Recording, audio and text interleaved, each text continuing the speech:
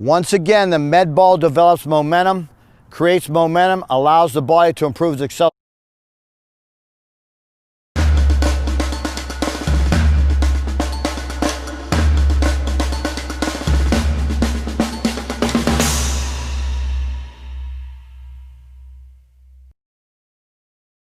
All right, now what we're going to demonstrate are 3 power speed drills.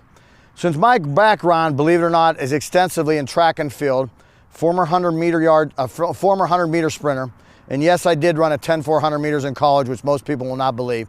I'm going to demonstrate 3 of what I consider the most important power speed drills. Number 1 is a butt kick. Number of different ways to teach a butt kick. Some people teach with the knee pointing down into the ground and kicking the heel to the butt. The reason I don't like that is because the shin angle is not positive. It's not pointing in the direction I want to run. So when I do a true butt kick, I smash the calf into the hamstring. And you're going to see a common denominator in all 3 of these power speed drills.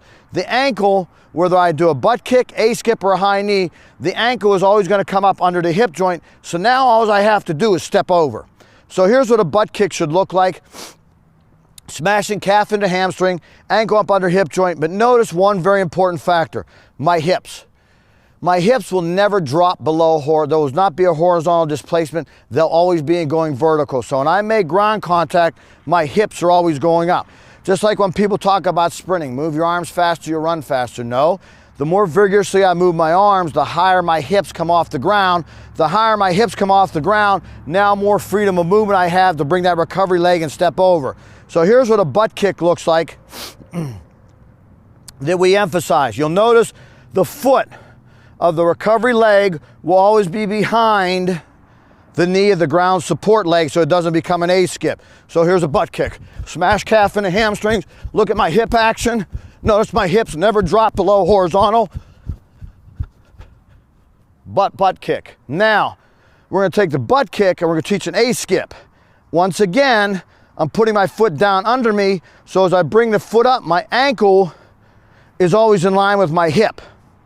The knee, when I sprint, is going to be at its highest point when it's the furthest from the hip. So now A skip now looks like this. Once again, I'm just putting my foot into the ground and pushing away from the ground, finding my own body's rhythm and relaxation. That's the key to these drills. Rhythm, relaxation.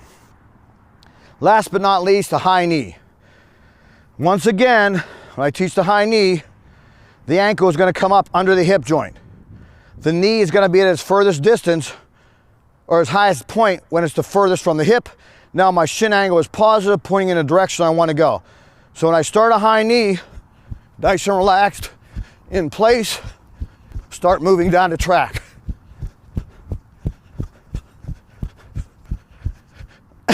Now, one thing I want to emphasize in all sprinting: posture, posture, posture. Head always parallel to the ground. Focus on a point and run to it. Don't drop your chin. The minute I drop my chin down or look up, I decrease hip extension, I'm going to run slower. From a neuromuscular synchronization standpoint, from a dynamic muscle activity standpoint, it is the highest for sprinting and the most taxing to the central nervous system. Those are 3 power speed drills we're going to show.